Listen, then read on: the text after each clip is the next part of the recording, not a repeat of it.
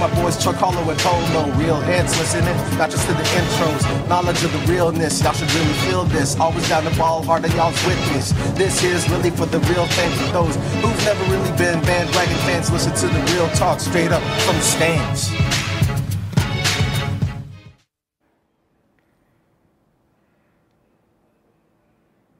Hey, okay na pala, sorry. Hello guys, this is episode 5 of From the Stands, the number 6 podcast, sports podcast in the Philippines. Which is gonna be in a proceed after this game. Complete disclaimer, I'm not even gonna try to lie to you guys. Right now, as we're taping this, the score is 89-88 with 5 minutes left in the fourth quarter. And JV Cash just injured. No, it's a foul. It's actually the first real foul that the refs were calling. But you know what? Life goes on, and we're still gonna continue with this brand spanking new episode while we are monitoring the game. All right, we're watching it here. Yeah, it's right here. Yeah, as soon as it's done, you'll have my complete undivided attention. Okay, to my left is Paulo Bustamante. What's up? To my right is Carlo Pamintuan. Get well, Japet Aguilar. Wala yan. Pagpag mo lang yan, Japet. Oh, see? He's walking it off. Back to the Alright, episode. So, last night kasi we wanted to actually live stream the game and then, hear so that you guys could hear our thoughts while it was happening. But the reality is we're not allowed to. Yep, because Sports 5 owns it. Yeah, and we are basically pirating them, filthy little pirates, so we can't do that. So what we decided to do is just go with something that's a bit more universal. Yep. Maybe something that if you're not a Ginebra or Alaska fan, you'd still be interested in. And that's... Mac Barakel just shot a free throw. Yeah, the score's in a tied. crucial game. Yeah, score's tied. Until may 2 minutes, bro. Score's tied right now.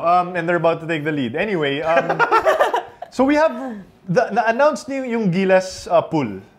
And it's a pretty comprehensive pool of talent. And basically, what we wanted to do was, mahilig tayo mag-draft, mahilig tayo pumili ng mga players, is to create the Gilas FTS draft. Yeah. Okay, I just have to say, Mark Baroka and Calvin Abueva look really good in Filipinos jerseys. They look really good in Filipinos jerseys. Bangis na, no? Thanks to our main man, Hel.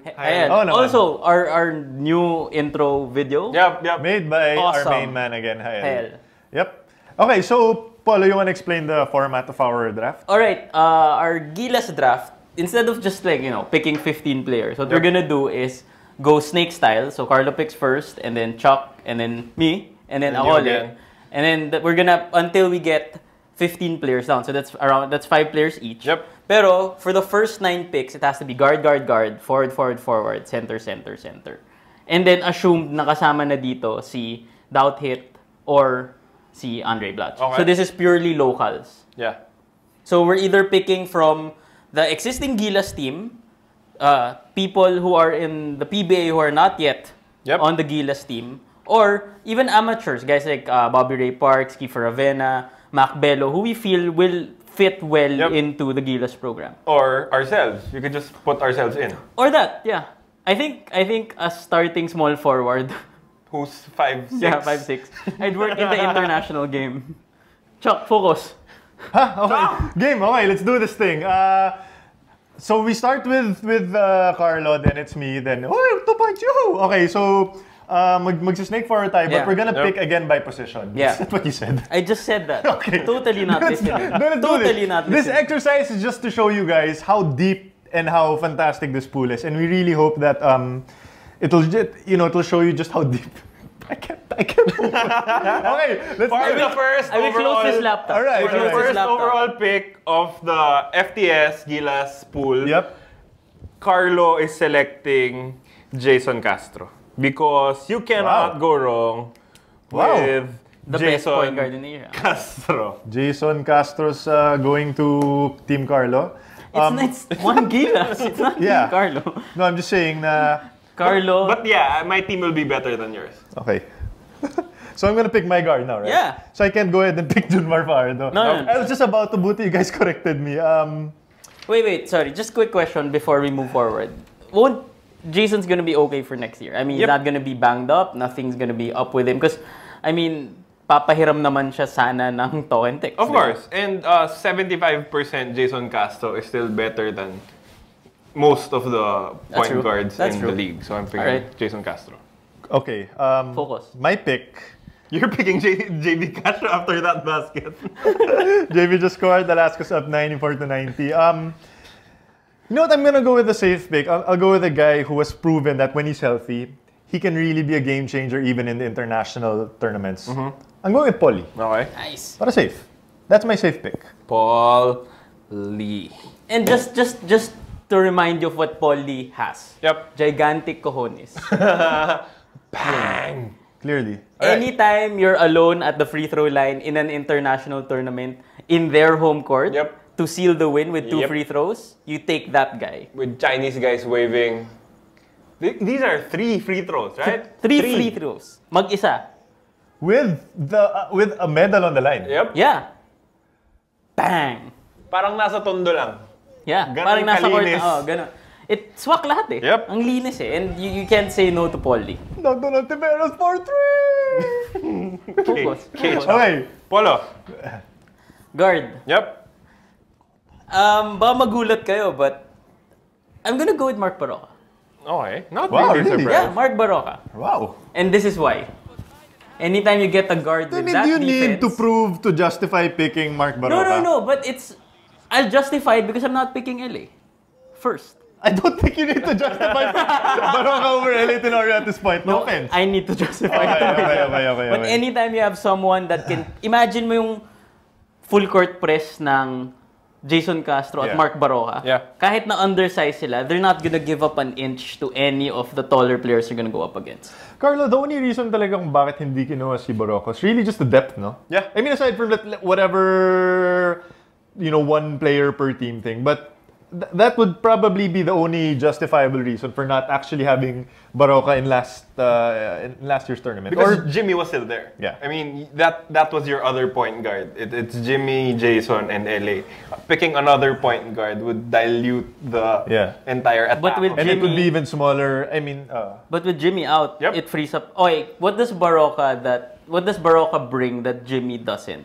Or something different from Jimmy? I think toughness on defense. I'm not saying that Jimmy Alapag is a weak defender in any case, but Baroka is built like a small tank. Yeah. I mean, that guy is really strong. That guy will pressure the backcourt. He's still young. He has fresh legs, and that's what he brings. It's like a Velociraptor. Yep. Wow, a no call on Mike Donegan? And not for 3! No. Okay. Relax. Right. My turn again. Go ahead. My turn again. Forward. You know what? I'll go with the guy who backed out last time, Marshall Lassiter. We need shooting. We need shooting. That's your first forward. Yeah. I know you guys are gonna pick. Sinigurado ko lang na nandun si Lassiter. Yun yung point ko for picking him. We need shooting, we need defense in the international tournament, and I really believe Marshall brings that kind of offense to Gilas. Okay. So, Okay. forward. Calvin Abueva. I just want to say in advance, I'm sorry, Gary David. I can't choose Gary David. I'm not going to pick him. I'm actually going to make the first pick in the amateurs. Wow! Seriously? Wow! Yeah. Okay. Sige. Think about this, huh? Yeah. Because the other forwards you're gonna deny, well, first are Norwood, Ranidel, Yeah. Ping. Yeah. No, you... No, go ahead. Amateur. Pick him. Nagbitaw ka na. Yeah, Rani Del Biocampo. No, that's my pick. Shut up. What? Pick your amateur. Bobby Ray Parks. Wow! Seriously?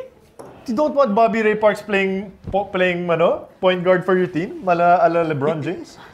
A forward? Yeah. Okay. And then... He's 6'2". 6'2", 6'3". Yeah, but he has the athleticism, he has speed. I don't know, I really like DRP. Sure, I probably should have saved him for the wild card, but I have high hopes for Bobby Ray Parks to win by 6. And 1. Yes, Devin! Okay. Update. Alaska is up by 4, 100-96 over Barangay Ginebra with 45 seconds. If they win less than 6 points, they're seventh. They're seventh. And going up against. So it's rain or shine Rain or shine Ginebra, and then Token Tex Alaska. Wow! Calvin, stop swagging. In other words, sabay tayo magbabaraka. Stop swagging. Doing it and okay. My next pick. Yeah. Ranidel De Ocampo, because you suck. Chuck. Won't RDO be too old? That's another thing. He might be a bit older, but you need a big who can slash and shoot. Okay. And Ranidel is the only guy in the league who can do that right now. Ang sa akin, an older RDO might just be more shooting than slashing. He's still big, and he can still defend the other bigs from the other teams. I have a question. In the amateur pool, who's the closest here to being the next Ranidel De Ocampo? Troy Rosario. But you don't think that he's ready to be in this team yet? Not yet. Okay. How about Mac Bello? Hindi din? Yeah. Doesn't I have the see him range? as the next ping, actually. But with better shooting. Okay. Actually, yeah. But he doesn't have the motor of Mark Pingris. Not yet. Not Who yet. has the motor of Mark Pingris? Okay. Next, center. No, one. Tama. Yeah, center. And I pick again. So, Junmar Fajardo. Junmar Fajardo? Uninspired Junmar Fajardo.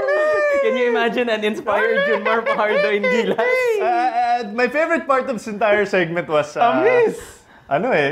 sumubis tayo eh. Kebs lang na-eliminate na yung San Miguel from the... Who cares? Because June Morel, #Jamariel?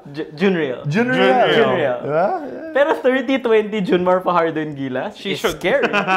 and requirement, kailangan nandun si Ariel Patnongon in all Free of the tickets. Gilas games. Kami pa sasagot ng tickets mo. We found love in a hopeless place. Yeah. This is okay. You had the easiest pick actually. You have the second easiest pick. Yeah, dude, you have the second easiest pick. Crazy? Come on. Where's he? I can't see him. Ayan. There he is. Okay. Akala ko kasi ayaw niya na naman sumali. So I'm picking Greg Slaughter. Why do you keep leaving Mac Barakel wide open? Who scored? Oh, he missed. Okay. Greg Slaughter. Greg Slaughter. Oh my God. Bang. No. Okay. Focus. Why Greg Slaughter? You're going to win by less than 6. Okay. Greg Slaughter should have been let's call a spade a spade. He's good enough to actually be. He was good enough to be in the team last year, and I think he's only gotten better since then. Try lang to compare even the JV almost slipped. Just try to compare even when you go head to head. Yes. Junmar Fajardo versus Greg Slaughter. Yes. I mean, Greg not only holds his own against Fajardo, sometimes he even outplays him. Sure. And I don't know, maybe it would be good to have Slaughter just there just for the exposure. Yep. If you're looking at the rotation kasi with Blatch and with Fajardo, I mean, Greg's not gonna get a lot of minutes, yep. but just to have him there, para lang medyo may size tayo. You can't go wrong with Greg Slaughter. I mean, you can make a case for Sanitos, but Yep. You won't. yeah, because he's not here. And he's there. He's right there. I didn't forget Sanitos for you. Thanks. Polo. Kung papayagan. Kung papayagan. Here's where I see you right now. You're picking a third center. Yeah. Behind Junmar Fajardo and Greg Slaughter. You can go old school or you can go new school. Where are you going? Okay. Seriously, the choice is really just between Japeth and Asi Taulaba. And that's the clear. You really don't want. You're not including Sunny there in that list. I think Sunny's really lost a step. Internationally, if you can't keep up with these faster, younger 7-footers, 6'10" forward, 6'10" centers, you're done. Okay. And that's why I'm putting Japeth. He's okay. After, bumabawi ka lang because you were trading him last week. Hindi. But Japeth in Gilas is a different Japeth from if you watched him in the Worlds, if you watched him in FIBA Asia, ibang-iba yung Japeth Aguilar na napapanood mo dun. That's why it's so frustrating for me. No, Japeth had a horrible FIBA World Cup. Polo, question. He had a horrible World Cup. Sorry, I mean, Japeth, you're my main man. We're semi-schoolmates before you left for Kentucky. Western Kentucky. Yeah. Buti pa kayo, main man. Dude. Question, Polo.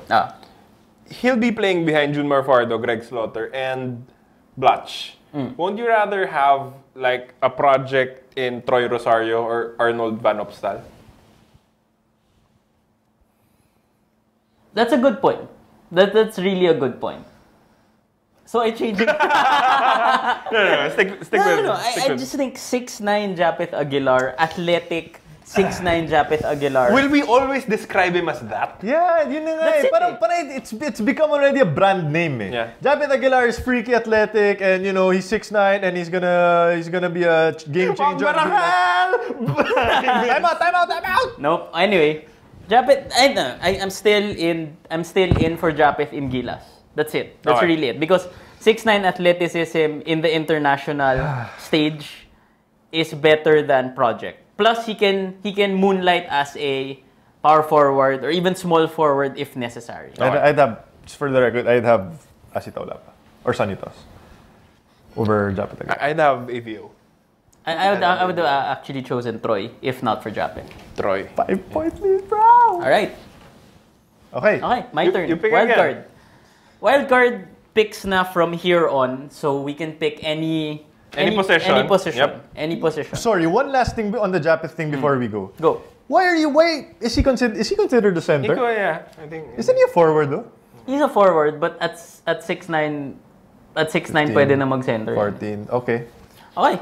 So go wildcard then. Wild card. RDO. Gabe Norwood. Gabe Norwood still Gabe Norwood. Okay. I mean, here. This is what Gabe Norwood brings.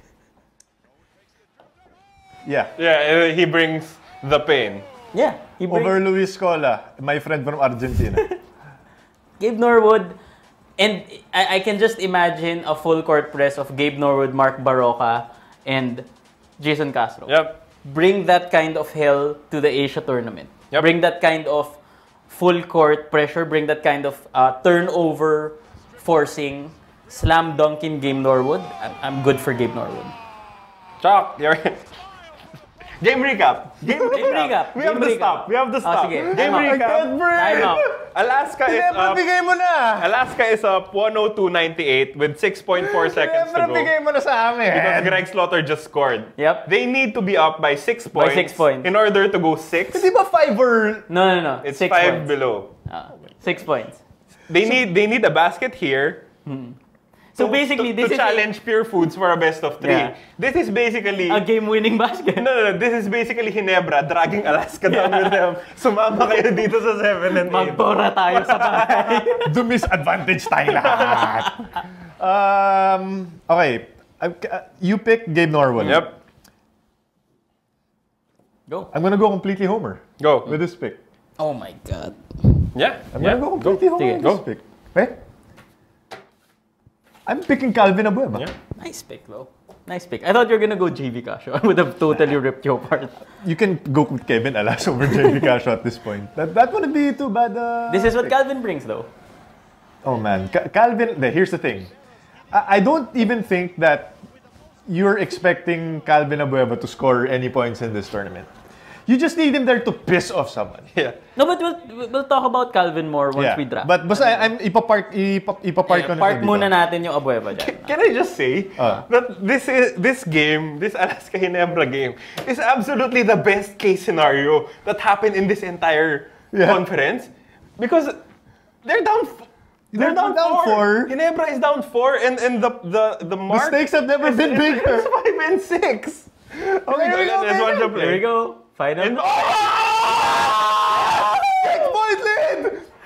Game winner. No Game winner. timeouts. No timeouts. Game winner. No Game timeouts. winner here. Go get it. Game winner. Mark Kagiwa won't shoot. He won't shoot. Yes! Yes! Against Pure Foods versus Alaska! Come on, Kagiwa. Shoot that. Wow. Shoot that. Oh. Shoot that. Oh. Done. Oh, okay, we can finally focus. Oh. We're so happy. We get at least 3 more games, bro. 2. Oh, you sure? No, you said at least. At least 2 games pala. You said at least. Kagiwa didn't shoot.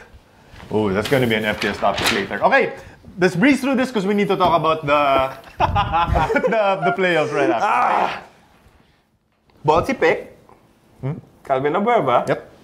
I'm picking Terence Romeo. Oh! Oh, I love it. What? Wow. This is the worst team ever. This is the most irrational confident player. No, but true. It's so, this team is irrational. It's young. It's a mix of the old Gilas and the new Gilas. You know what? I don't see him playing in front of Jason Castro, Poli, and Mark Baroka. But when there's absolutely nothing else going on for your team, when Gilas suffers one of its slumps in the third quarter and early fourth quarter, this is a guy who you can plug for shots. Use him like how Jimmy Alapag was used in the last campaign. I'm not saying that Terence Romeo will produce the same results or the same leadership.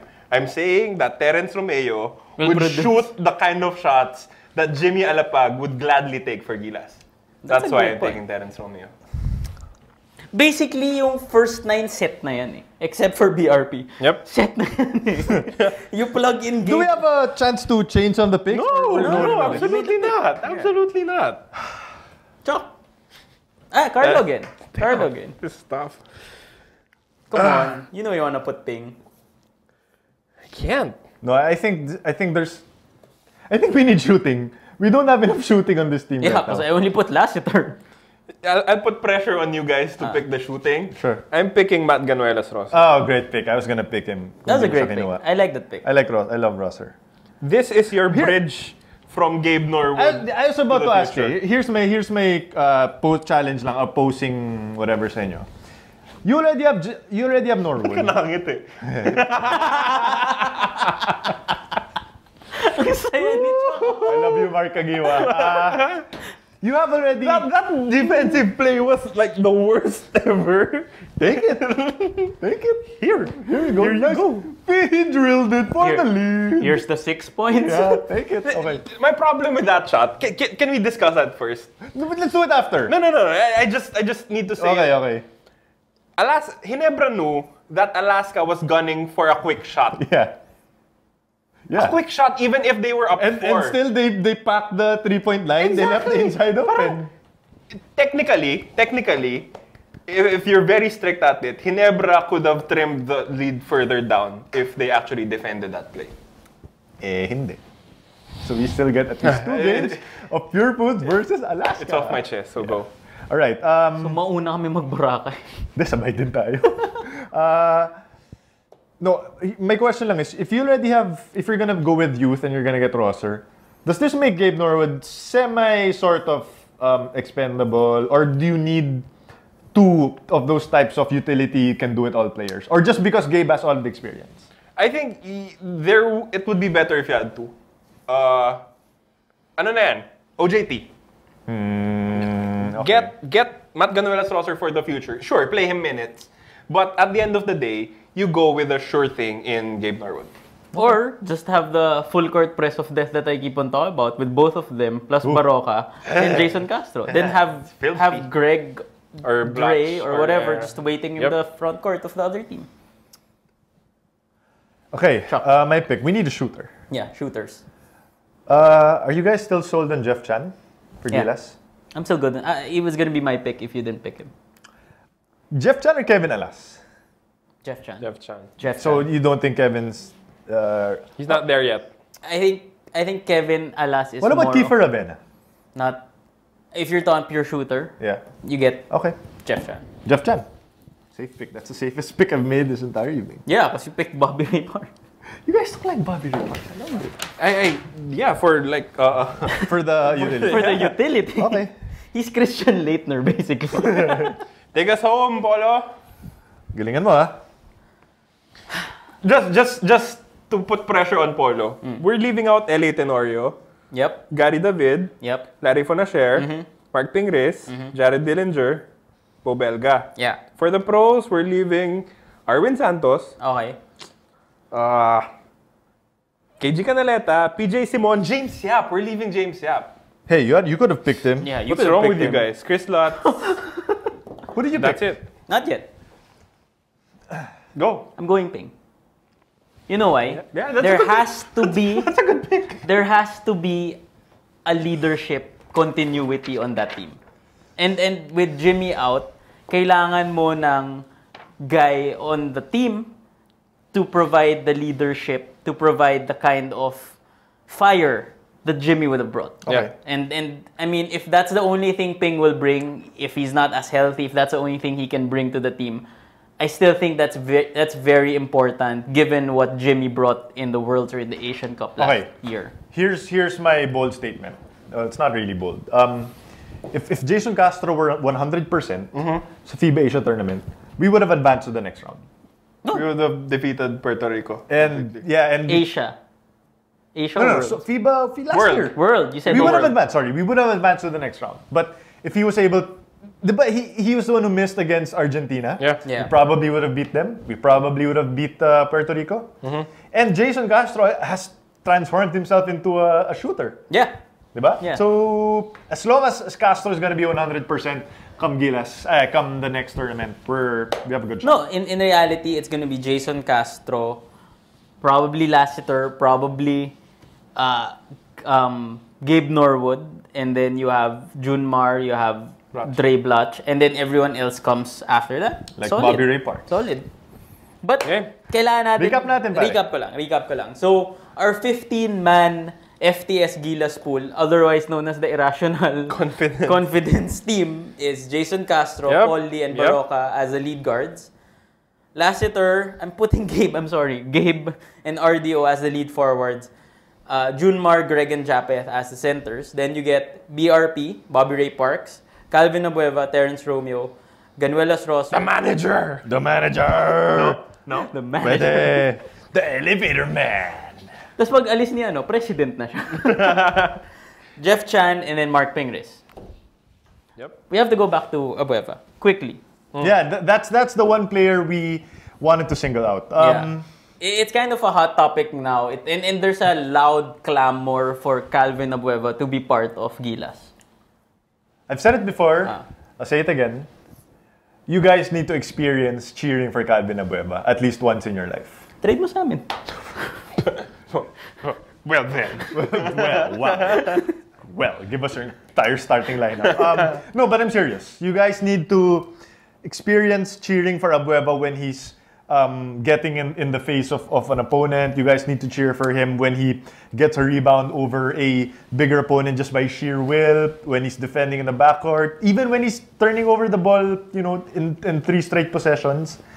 It's an experience. I just think you guys need to experience it for yourself because there's no higher highs and there's no lower lows than cheering for Calvin Abueva. But does he fit Gilas? I mean, what Gilas has been trying to do. Well, here's the thing: we don't know we're not exactly sure yet what Tab Baldwin is gonna run. He said it's gonna be similar, maybe to what Chot's doing with the dribble drive, but let's see. I think you just plug in Calvin Abueva there. So mag-Calvin Terrence run of Helga. Jeez, you put Calvin Terrence there. Ikaw, what do you think? Maybe from a basketball standpoint. Okay. Because yours was purely emotional. Yeah, clearly. I like what Calvin brings in terms of intensity. I like what he brings in terms of the basketball IQ. I mean, that's something undeniable with Calvin Abueva. Forward, you can place him at guard. For Gilas purposes. And he brings a kind of intellect. He also brings a kind of intuition that Japeth doesn't have. I'm sorry. But yet he's on your team. Yeah, he's on my team. I have no problem with Japeth because he's 6'9" and athletic. Let's keep it at that. But I like Abueva. I really enjoy watching Abueva. Even against Ginebra, I know it's such a pain to watch him torture Ginebra fans just because he knows he owns the defenders that he has against Ginebra. But I don't know. I just feel that in terms of Gilas, he's such a wild card na hindi ko ma-imagine yung national team with Calvin Abueva. He looks good in the colors and I'll admit that. But I just can't seem to put the connection of Pilipinas and Calvin together. Ako, yung personal feeling ko is that's the most automatic thing ever. Gilas and Calvin Abueva. If you saw how we fought against Argentina, we had no business being in Argentina's face. Yep. Like Calvin Abueva has no business being in Ivan Johnson's face. It should not happen. But still, Calvin was there. He's undersized, but he grabs rebounds. He should not be playing professional basketball because he does not have that pedigree that other people have. But he's there, and he's one of the very best players in the PBA today. That's why I think he should be a natural fit for the Philippine national team. You can probably choose 5 players who, like in terms of fit or in terms of skill set, would probably be a better fit for Gilas. But I think every team, and this is just me watching Abueva's career for 3 years, every team needs a player like Alvin Abueva just to break the system. Yung tipong, you need a burst of energy, you need a run. You don't start Abueva, you play him probably like 5 to 8 minutes per game, or even per half. Then you just see what happens. You see if he can swing the momentum, then you get your regulars, you get Andre Blatch back doing things. That's the perfect role for Calvin Abueva. Agree.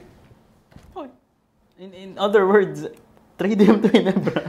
We need to break the system. Naisip ko lang, you know what, like for Japet Aguilar, Abueva would have shot that. he would have shot that. Abueva would have shot that. If you're Japet Aguilar, like imagine the tenacity, the intensity of Abueva. You put it on Japet Aguilar and the world would end. The world would That's end. true. All right. True. You want to recap one last time? What's the FTS Gilas FTS team? Gilas team. Please put BRP last. Sige, FTS Gilas team. Jason Castro, Check. Paul Lee, and Mark Barroca as your lead guards. Marshall Lassiter, Gabe Norwood, and Ranidel de Ocampo as your lead forwards. Junmar Fajardo, Greg Slaughter, and Japeth Aguilar as your centers, as your bigs. Then you get RDO, Calvin Terence, Ganuelas Rosser, Jeff Chan, and Pingris. Okay. You guys really hated the Japeth pick, huh? No, because he's injured. Yeah. Breaking news. Sorry, it's not joke about injury. Get well soon, Japet Aguilar. So we're gonna take a quick break. That was the FTS Gilas pick. A draft pala. And when we come back, now everyone's involved. The stage is set. It's time to make our predictions for the Commissioner's Cup playoffs. We'll be back on From the Stands. What do you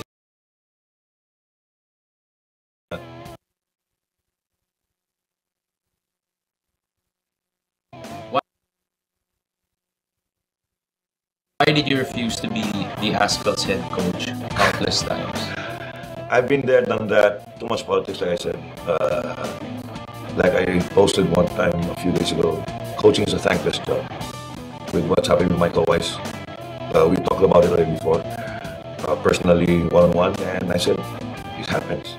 And I said, you should know that because you worked also somewhere in other countries as well. There's no such thing as a permanent job in coaching, in any sport. Why do you say thankless?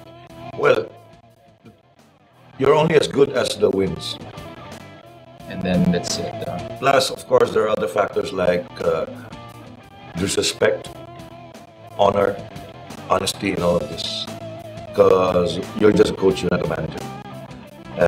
You're not the association, you're not the institution. So you, as a coach, you're just an employee. So you're as good only as the wins that you have. All right. Let's do this thing. Game. So kung nagsimula yung episode, awkward kami ni Polo. Mas awkward sila. Ngayon, tayong dalawa na yung medyo awkward ngayon. Chuck's my friend sometimes. Sometimes. All right, the stage is set. We know the 8 teams who moved on to the quarterfinals. Yep. Carlo, you want to break down the matchups? Polo, you want to break Polo, you want to break down the matchups? All right. Going up 1 versus 8 is Rain or Shine Ginebra. Kasi! You know, NLEX started this conference 0-3. Yep. And we started at 1-4. Number 2, Tontex Barako. 2-5. That's 2-7. And then 3 and 6 is Pure Foods and Alaska. Kalahin mo And yun. then 4 and 5 na medyo alam na natin since forever, NLEX and Meralco. Can I just say, this is my personal This whole conference is so hard for someone to follow na hindi magaling sa math. Yep. I just have to rely on you guys Yeah. to guide me through it. All right, so I'm just following the retweets. Parang, Yeah. okay, ganun pala yun. sige, so we'll go through each of the matchups. Tell me the storyline per team, and tell me like a key player who needs to excel in this per team. So let's start with Let's Ross. start in the middle. No, let's start in the middle. Sige. Let's start first with Talk and Text versus, you want to talk Barako? NLEX. NLEX versus Meralco.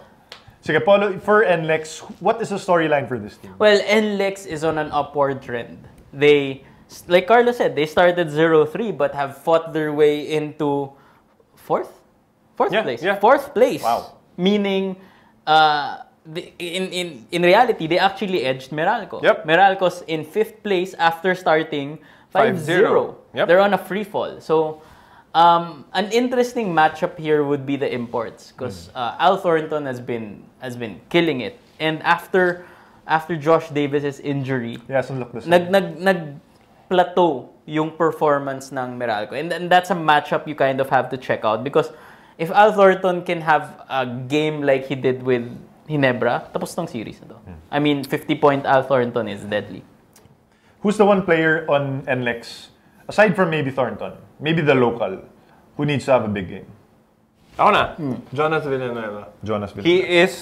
Jonas is the truth. He is the key that makes this car work. They were 0-3 because they were starting Winnie Arboleda. No offense to Winnie, Jonas but it's was off his 2015. game. But it's 2015. And when Jonas got his game going, shout out kay Cheryl, Ma'am Cheryl. That's Jonas fan yan. Yeah, that's one of her main men. I'm picking Jonas. But for this series, I'm actually picking Meralco. Wow. Yes. Because I think if there's one import who could defend Al Thornton one-on-one, it's Josh Davis. Wow. Ikaw, Polo. I just can't get past the trend. I think NLEX has gotten their act together in the past few games. And Al Thornton's still a proven NBA vet. All right. So we're divided here. NLEX. NLEX, Meralco. Okay. Ikaw?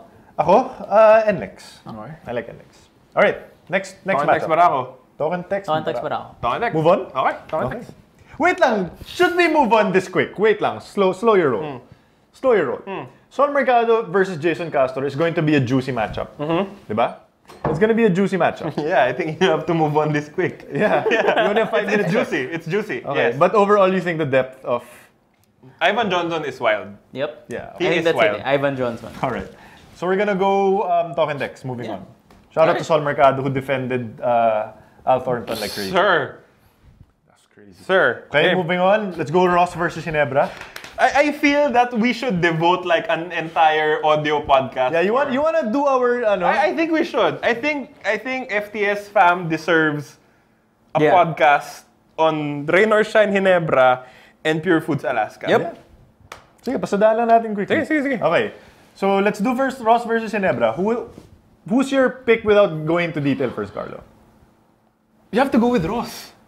They beat Ginebra, humiliated Ginebra in the first round. I think Ginebra is good enough to win the first game. The emotional whatever. Yes, because gagantian. But in the end, I think Coach Yang will figure them out in the second game. Even though the storyline is like in 2012 when they made it to the finals. There's no I can't bet Vernon against, Macklin I to save you? can't bet against Coach Yang. Okay. I can't. NSD till the end, bro. Till the end. It's the saddest NSD. Till the end. I'll be honest here. Rain or Shine is not a fun team to go up against in the playoffs. They're not a team that you'd want to go up against, especially after they bullied you in the last game. But I agree with Carlo. If Ginebra can get that first game, whether they steal it or blow Rain or Shine, all bets are off in the second game. So it's the key there is really winning the first game. Ikaw. I have Rain or Shine in one game. Wow. Say it. Say the magic words. There is a chance in hell. there still is a chance in hell. But I have Rain or Shine right now win in one game. Last na. Last na. Iwan ko kayo, ha? Last na. Iwan ko na kayo, ha? I think in Pure Foods versus Alaska, I think the team that has the proven import, has the proven head coach, has the proven lineup, is hungry for a title, and has won multiple championships. That team is going to win this series. So Alaska. So it's Alaska. I'm picking Alaska in 2 games. Okay. You heard it here first. I'll say this about Alaska. They're hungry. They got their second win pala after the All-Star break. They know Pure Foods. They've had success against Pure Foods before. Chuck's just rationalizing. But at the end of the day, it's Pure Foods pa rin, Chong. I disagree. I completely disagree.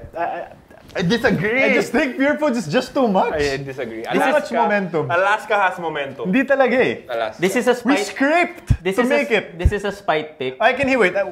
Go ahead. Ikaw. This is a spite You're pick. going with Pure Foods. No, Alaska's gonna Exactly. win. Alaska's gonna win the championship. Close it down, bro. Alaska's gonna win the championship because The championship? Not even versus Pure. nope, because Damian James is LeBron James. So you guys are basically Spite reverse jinx. you're combining your reverse jinx powers, huh? Ako, I really believe Pure Foods talaga. Shut up, it's Alaska. All right, that's gonna do it for this episode of From the Sands. We want to thank you guys for hanging out with Wala us. na si Polo, nasa Boracay na. Nauna na siya. Chong, we need to End it. Okay, on behalf of Carlo Pamintuan, on behalf of my buddy Polo Bustamante, chilling in Boracay, my name is Chuck Araneta, and we will see you next week for another episode of From the Stands. Peace! The views and opinions expressed on any program are those of the persons appearing on the program and do not necessarily reflect the views and opinions of the New Media Factory. Some programs on this network might include strong images and language and may not be suitable for all audiences. Viewer discretion is advised.